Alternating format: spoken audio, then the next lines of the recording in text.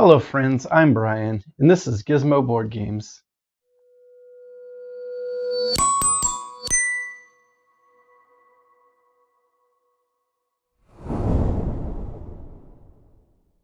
Welcome back to part 2 of my 3-part top 50 favorite games of all time. If you haven't seen the first part, go ahead and check it out and then come back here and we'll continue on. If you have, welcome back. It's good to see you again. And again, like last time, let's go ahead and talk about the game that you won't see on the list anywhere, but you will see on my table, at least part of right now. That is this game, Small Wonder, or Small Wonder. That was a TV show. Small World is the board game here on my table. I got it out. I'm going to go through it again and hopefully have you a review of this game here within the next week is the plan. It's the next game I plan on doing a review for. An oldie but a goodie. And yeah, but enough about that. You're here to see my numbers 30 through 11 as we approach the top 10. Yeah, get into it. I guess I don't have a better way to introduce this. It's just me here talking about some of my favorite games, and we're at 30 to 11. So starting off, number 30 is a new game. In fact, the first few here are going to be kind of the new hotness, and I apologize for that, but you know, I've played a lot of new games recently, and I've enjoyed them, and they're going to be on my list. So number 30 is Lacrimosa. It's the Mozart game where you're using cards with double ability cards. One part is going to be the top half, which you're going to pick as your action, and then a second card on a turn you're going to shove underneath the board as a feature resource for you that you will have for later. I played this at a few different player counts, including solo, and they've all been fun.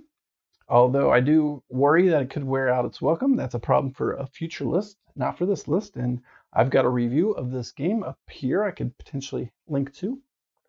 But you're going around the board remembering Mozart's past journeys, your past journeys with Mozart, I should say, as one of his friends. And now you're trying to complete his final Lacrimosa. It's got a little bit of area control, a little bit of resource management and generation. And it's a pretty tight game because you're only going to have 20 actions in the whole game. I think the board looks great. A little beige, but you know, it's all right. The box is really nice. I really like Lacrimosa. Have had a good time with it since I got this one late in 2022, and here's my number 30. 29 is even newer than that one, if you can believe. I got my hands on this one just at the end of last year and have played it a bunch in January, getting used to the various player counts and getting used to the game itself. I've really enjoyed playing Endless Winter, Paleo-Americans. That's my number 29. And this game's got a lot going on, kind of just like Lacrimosa, and I like a lot of the games you'll see pretty much from here on out. You know, some deck building involvement, some worker movement involvement, some manipulation of resources and using them, and planning out, you know, turns 1, 2, 3 at a time and triggering off the things that you're doing and building towards, and then getting that final like good feeling when you've been able to, you know, put the 2 or 3 moves in a row back to back that you wanted to get the outcome you really wanted. And I enjoyed playing this one a lot. I like the theme, okay, what it is, and the art's really nice too. Endless Winter Paleo-Americans is my number 29 favorite board game of all time as of 2023. Enough of the new. Let's look at the old. Let's look at one of the originals that kind of helped shape me in the hobby. It's going to be Stone Age, my number 28. This is just an old classic worker placement where you're using various spots on the board to accumulate resources, and you're going to roll dice based on the number of workers out there, and you can manipulate them with tools, and you can go get more tools at the tool space. You can get more workers at the Love Shack, the get more workers space. It's just a lot of fun, and you need to feed your people at the end of the year. So you got to manage your resources to get, you know, the things you want to score points, but you also got to manage your food resources so that way you're not losing workers along the way, having them die off and whatever. And I've really enjoyed this one for quite a while. Stone Age has just been a fun game, and it's an easy one, I think, to introduce to new upcoming players, kind of as that next step up from maybe some of the easy games they've been playing, the introductory games. Not overly complex, but not overly simple either. And I think it strikes a good medium, and it's a good place to get people into the idea of resource management and worker placement all in one go without being overly complex. Stone Age, it's been around for a while, and I think it will continue to be around. So that's my number 28. Number 27 is Heat, Pedal to the Metal. This is a brand new game from Days of Wonder, and it's all the hotness right now. It's a race game where you're managing your hand of cards and you're managing your heats in your engine, so you don't overheat and spin out, and you're managing your stress levels. And it's got a little bit of a campaign mode. It's got just a tons of different add-ons you can put in, weather effects and road condition effects and various different assistant cards. You got the ones you start with, but you can trade those out and get different like upgrade abilities and make your race car unique to all the others. And it's got just a wonderful solo mode that you can put into any number of player counts. Just an incredible race car AI. So you could play every race with 6 cars, no matter the player count, from 1 to 5. You could just throw in and have 6 cards every time, no matter how many people are around your table. It's a simple but very intuitive and very good AI mode to get all the racers out. And I've just been having a blast with this. The people I've been playing with have had a blast with Heat, Pedal to the Metal, and I can't see it fading anytime too soon, just because of how welcoming it is and how fun it is and how much I haven't even dove into yet from what it has to offer. Number 26 is Santa Maria, another dice placement, manipulation, resource generation, using them to get things you need, to get points, to get more things you need. And yeah, it sounds like a lot, but it really is pretty simple to play, because you're just going to draft dice and then move them over or across or up and down your board, onto the spots on your board to collect more spots on your board and collect more resources. And it plays through 4 rounds, I think, 3 or 4 rounds. And it's a fun, interesting game. I haven't played it a whole lot, but I want to play it, and that's I think a sign of a good game is even if you aren't playing it that much, you still are thinking about the next time you could potentially play it, and experimenting with what it has. It's got a good amount of variability to set up, and the dice rolls are variable, but you're not hurting by them because you're drafting the dice. So everybody's hurting by the same dice rolls, as opposed to one person being at the mercy of the dice. Everybody's kind of at the mercy of the dice, and maybe they work for you, maybe they don't, but it is what it is. And I think it is a fun game, as we're halfway through the list now with Santa Maria, my number 26. That takes us into the top 25 of my favorite games of all time, and literally halfway through the list now at the Isle of Cats. This was a game that I really liked a lot when I first got it. My family liked it a lot. And it's got 2 different play modes. It's got like the harder, regular mode, and then it's got the nice and easy family mode. It's got a really decent solitaire. Geez, I can't say that. It's got a decent solitaire mode. I've got the full collection, I think, at this point, and I've just enjoyed it. You're drafting cards and you're using your resources and abilities to recruit cats, and you're placing the polyomino tiles onto your boats. And I've got the varied boats, so you're not even all playing the same boat, and you're just trying to meet goals if you earn the gold cards, because the gold cards are going to have to be drafted too. So if you don't end up with any gold cards, you're not going to meet any goals. So then you're just playing just the cat families on the boat. So you got to draft wisely, so you're not spending too much of your fish money, that you're not going to be able to buy the cats off the island. But you also need to make sure you got the baskets and stuff you need to get the fish off, or to get the cats off the island. So it's a tight game, but it's not super hard. I think it's pretty welcoming, and it's got It looks great. Everybody loves cats. I'm not a cat person myself, so take it as you will for that, I guess. But I like the game, and my family likes the game, and everybody I've introduced it to has liked the game, and it's the Isle of Cats. Number 24 is one of my favorite cooperative games, though not my most favorite, I don't believe. I think we got another one coming up a little bit later. But this is one that I've played a lot with the people I work with because they really enjoy it. And I really enjoy it.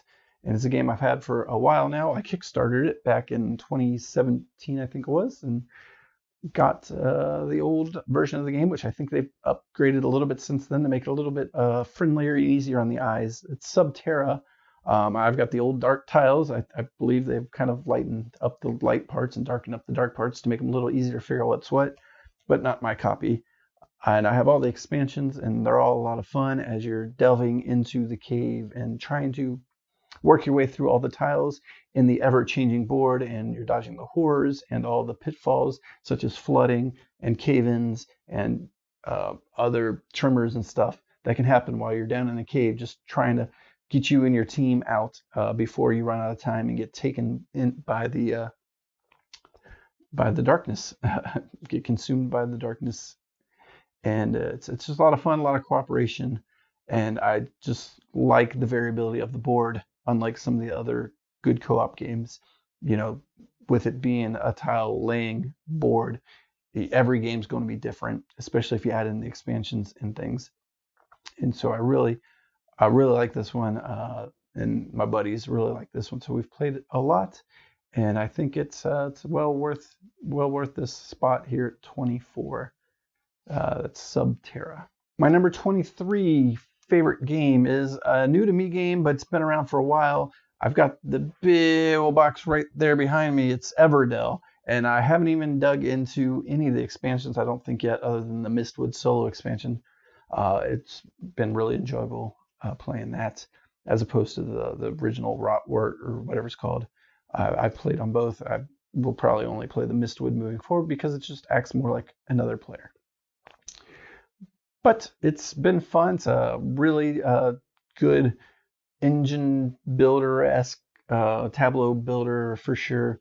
You got to manage workers. You know, you got tight workers to start the game, but then at the end of the game, you got 6 people that you're able to place around to gather resources, and you're playing cards out either from the board or from your hand to earn points and to combo things together, hopefully, to get the most points you can. And the artwork is super fantastic. Little humanistic animal critters going around. The gameplay, while it is a little complex, isn't overly complex that I don't feel like I can't introduce it to new players, or at least newish players. I probably wouldn't introduce it to very new players because it does have a little bit going on. But if you played some of the other games that are a little more lightweight, I feel like you could learn Everdell pretty quickly. You might not master it right away, but you should be able to hold your own once you've got some familiarity with board games. I just really like Everdell. I like the art. I like how it plays. I like the tightness of actions because you don't think you're going to get the 15 cards in your tableau, and then by the end of the game, you need to figure out a way to get rid of the couple you don't really need so you can add the ones you do need to get better points. So it's really nice. It's fun. Yeah, that's why it's on my list. Number 23, Everdell. Number 22 is another oldie but goodie game that I have not played in so long that I really, really want to get it out. Well, I should say that's a lie. I played it solo not long ago, but with other people, I haven't played it so long. And it's Five Tribes. This is a game, again, where the board state's changing because you're putting out the tiles in forming, I think, of the 5x5 grid area that you're playing in. And then you're putting various colored meeples onto those tiles, and then your turn is to the Mancala system, where you're taking all the meeples off one tile and dropping them one by one onto adjacent tiles, and the tile you finish at, you have to match at least one other meeple in that color on that tile, and then you take all the meeples of that color into your hand or out of the game, or whatever the case is, depending on the color. And you're going to do the action of the meeples. Depending on the color of the meeples you check, and you're going to do the action of the tile, depending on what the tile is that you finish on. Not only that, if you take the last meeples, you become the owner of that tile for in-game scoring, and you could potentially add more and more things to the tile to add more and more points. It's just a lot of fun. It's a very analysis paralysis prone game as you're trying to figure out the best option as the board state changes literally from turn to turn, and you're bidding on your turn order with points. So you want to bid enough. If there's one move you have to take, you want to bid enough that you go first and get that action. But at the same time, you don't want to bid too much because those are your points, and like the one extra bid you make could be the one that costs you the game by 1 point. And it's really unique. It's a lot of fun. It's quite thinky. So I probably would reserve this for the more high-end gamers than intro gamers, but it's not overly complex that you couldn't play with anybody. And I really like Five Tribes. I like what it has to offer, and I like the thinkiness of it. A lot of fun, and my number 22 favoritist game ever. All right, 21 is another game I really enjoy playing. This is a cooperative game as well, and it's probably the most stressful game I own because you can't really talk much in it, but there's so much you're trying to say with what little bit you get to say. It's Hanabi. It's a card game where you don't get to see your cards, you see everybody else's cards, and you're just trying to lay out the 5 different colors in order on the table from 1 to 5 with a limited number of clues, limited to no conversation at all. You're just trying to do the best you can as a team, building up your table 1 to 5, and it's always stressful, and there's always chatter after the game about, when I said this is what I wanted you to do, and you're trying to think how everybody else at the table might think, or what did they mean when they give me the clue? Did they mean they want me to play that, or did they mean they didn't want me to play it? So you're just a lot of stress, like I said before, and a lot of fun. I really enjoy it, and I've had this one for a long time, and I can take it anywhere because it's a small box. All right, number 20, another cooperative game, and this one I haven't touched in a while, but I used to touch it all the time. Used to play it all the time. I have a bunch of expansions for it, which just add to the variability of it, and some of the little more complexity depending on the expansion. But that's Legendary, a Marvel deck building game, and it's the only Legendary game I've tried so far. I'm really interested in the Alien one. There's a few other ones, I think Bond for sure, and maybe one other one. But the Marvel one, I bought this one on a whim, just knowing everybody else likes Marvel. I'm not a comic book person. I don't care that much. I've seen the movies now. I've obviously played the game. But I got this to try to get other people into my hobby and share my joy. And then it turns out I really like this game too. It's a deck builder where you're drafting all the Marvel superheroes. Well, the ones at least you're including in the game, because you can't include them all. You're including like 4 to 6, depending on the player count.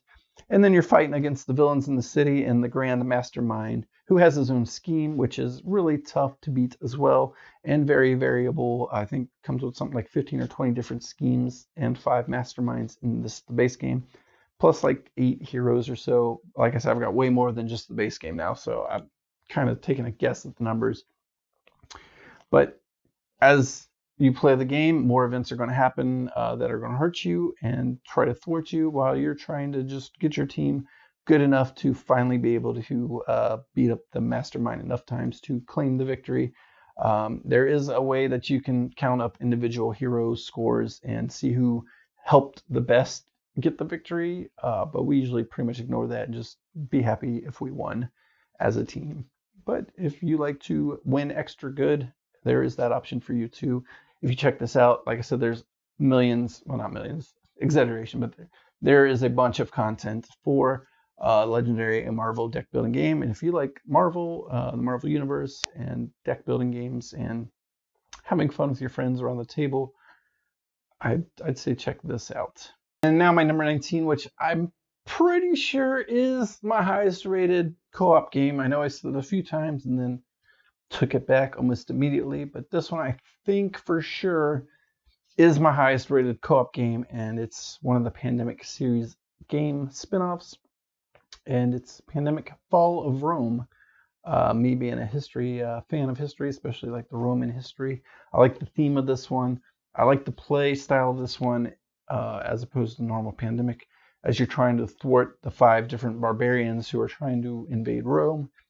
But you don't have to just get them all off the map, um, or you don't have to just cure them um, like in Pandemic. But you can do a combo of both, and that's fun to see how the game kind of is going to shape out, and whether you're going to be able to turn in enough cards to cure them, and then they can start working for you, or if you just got to kill them off and just kind of deal with them as they come out. And it's just really a fun take on the Pandemic game style that I like more than the base Pandemic, and more than some of the other Pandemics I've tried. Mostly probably because of the theme, but just I like the way that the barbarians come out too. They're not always going to come out onto the city that they land on like you're used to in Pandemic. You know, you pull the city card and that's where you're putting the cube. In this case, that might not be where you're putting the cube because they've got to expand towards that city. So you're just going to put them in the next closest space to the city they're trying to get to. So that's a really unique style of play, and you're trying to keep them from Rome because they could end up sacking Rome and then you automatically lose. And I'm pretty sure it's my favorite cooperative game. It's definitely my favorite of the Pandemic series games I've tried so far. That's Pandemic Fall of Rome, my number 19. Number 18 is a bag building game, not the last one we'll see here, and probably not the last one we'll see for the next few years, I imagine, as bag builders kind of are coming out again, if you will. I like bag builders. I like deck builders. I like not 100% knowing what you're going to grab, but I like knowing that you have a chance to grab what you want. And this one is the Quacks of Quedlinburg, and it's a press your luck bag builder as you're drawing out the different colored discs from your bag and putting them into your witch's brew pot, I think is kind of the theme. You're playing over 8 or 10 rounds, and at the end of every round, as long as you don't blow up from pulling out too much value of the white chips, you're going to be able to score points and purchase new potion ingredients to put in your bag for the next round. And each of those are going to basically work to do a different thing when you place it, to either help you advance in the pot or help you, draw other things or whatever the case is. And they've, I think, each got like 6 different potential rules that are all related to each other per color, but play slightly different. So you can mix and match, adding to a lot of variability in play. There's a slight catch-up mechanic based on how far back you are. You get a little bit of a head start. Not the greatest thing, but at least it's something to keep you enticed if you start falling behind. It's a fun game. It's a fun, easy game to teach and play. People have enjoyed playing it with me. I've enjoyed playing with them. I like bag builders. You'll see that in the future. Spoiler alert for this and maybe another list coming up. But I just really enjoy the bag building push your luck aspect of Quacks of Quedlinburg without it being overly complex like some of the other ones might be. Number 17, I think, was a top 3 or top 5 game when I first got it, and I really enjoyed it, and I started to not enjoy it as much because of the randomness in the dice rolls. And then an expansion came out and put it right back up onto my list.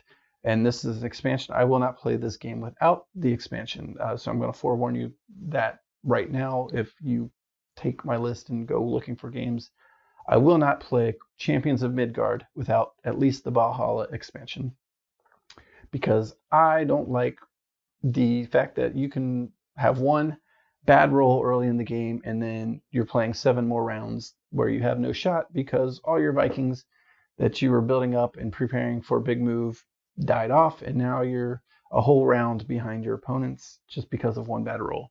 Valhalla helps to thwart that because you can use those dead Vikings to your favor in Valhalla and generate other things that'll help you along the way, or victory points and things like that.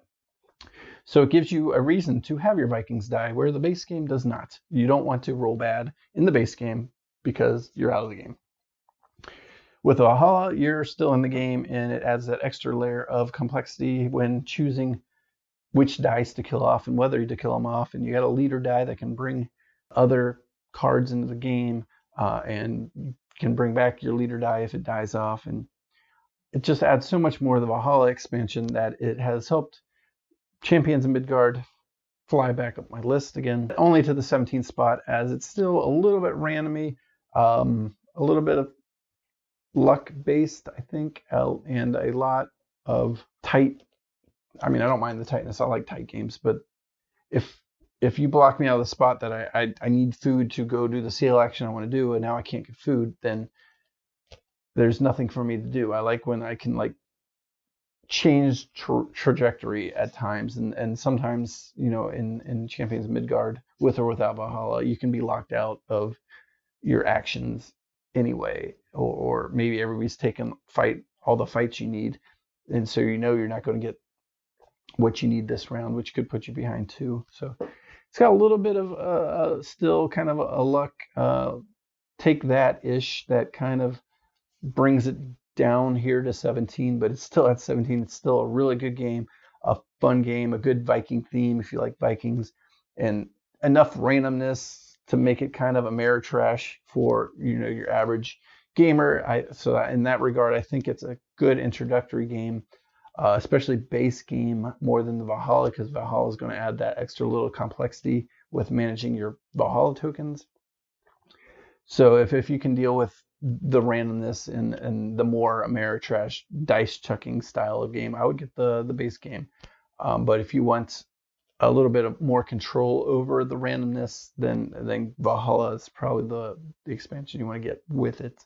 Either way, it's a really enjoyable game for the theme and for the ease of access and getting it to the table. Even though it's kind of a big table-ish hog, it's good worker placement. I really enjoy it. Champions of Midgard.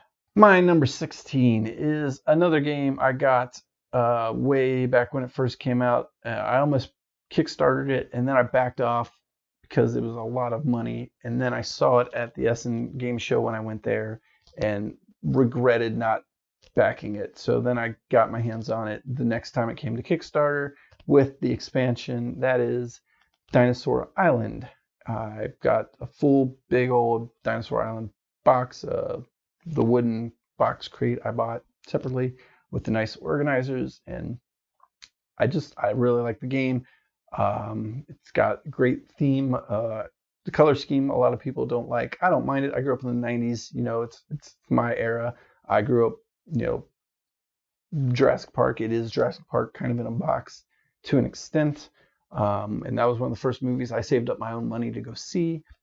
It's just it's a good fun game. You're building dinosaur pens and you're putting dinosaurs in them, and you're trying to get enough security that the dinosaurs don't eat the guests. But you know, you're not always able to do that, so you know, you might lose some guests along the way. As long as you can manage, for the most part, those things, then you stand a chance.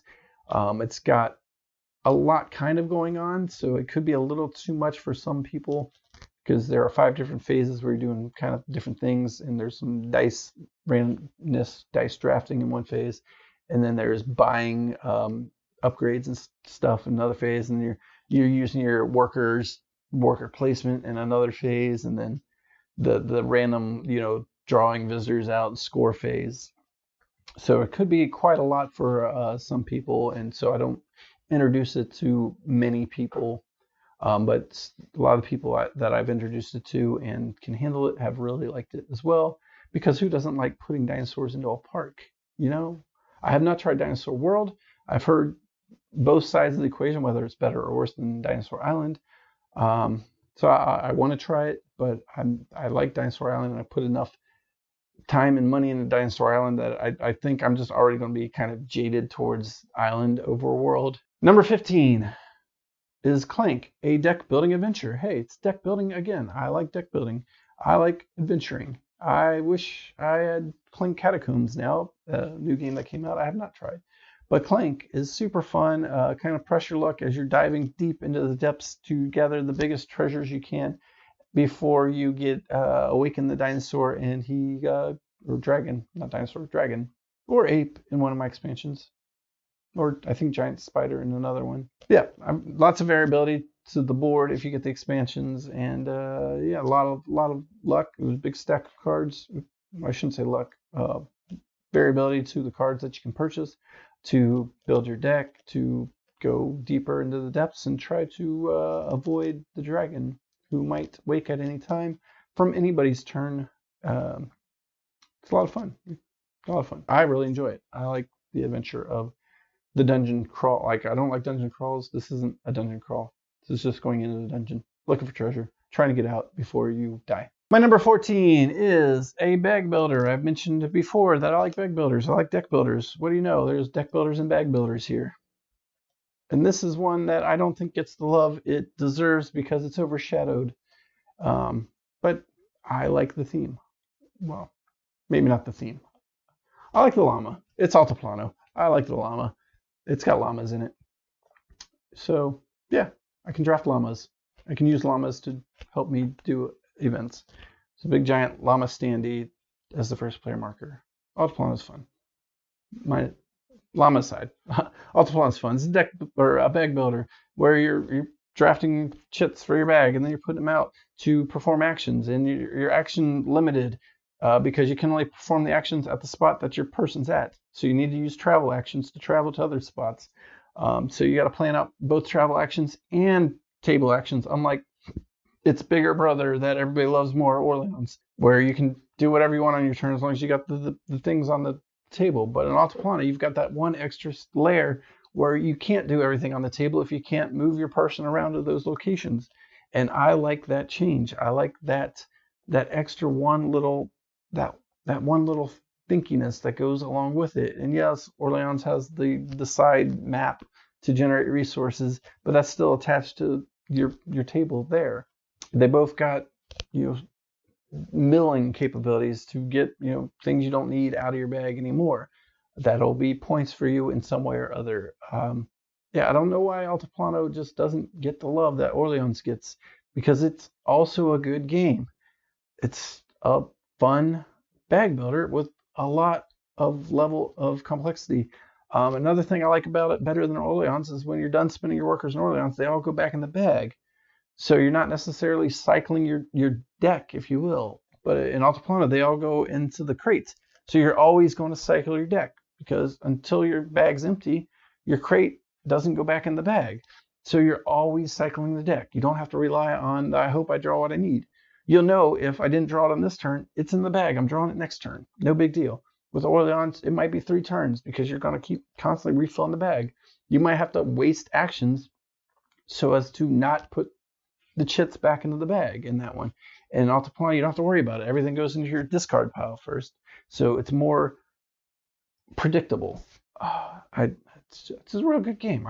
I don't know why Altiplano doesn't get the love it deserves, just because it's so similar to its sister game, Orleans. I like both. What can I say? Altiplano I like, and I think it's overshadowed a lot. That's my number 14. My number 13 is Terraforming Mars Ares Expedition. I like Terraforming Mars Ares Expedition. I like the card resource management. I like the fact that your cards are your actions. Your cards are potential funds. Your cards are your engine. You're building the tableau and you're trying to trigger everything you need to build up Mars. You got to get the oxygen level up. You got to get the water level up, and you got to get the missing one of them. But yeah, water, oxygen, and heat. There we go. Levels up, so Mars becomes habitable, and it's the card version of Terraforming Mars. Plays quicker. I've only played Terraforming Mars most of one time. I like the play style, because I didn't talk about that, where you're playing one of 5 cards from your actions to determine what you're going to do that turn, and everybody around the table is going to do the same, and you're only going to take the actions for each of the one of the 5 that were played out. So if everybody plays the same action, then you're only doing the action. But if three different people play three different actions, everybody gets a chance to do all three of those actions. It's the same as Race for the Galaxy, which you may or may not see later on the list. So that I like better than the Terraforming Mars, where you just wait for your turn and then you do your things. More simultaneous play with the Ares Expedition. I like the tight management of cards and actions and resources and everything that is involved in it. I played it a lot more solo than with people. It's true for a lot of my games anyway. But it's got a good solo mode. It's got more coming out here soon from Kickstarter. I've got coming cooperative style and a couple other variations. So I can't wait to dig into those. Terraforming Mars Ares Expedition. I really like it. I like it better than its parent that I've only kind of played. It's my number 13, Terraforming Mars Ares Expedition.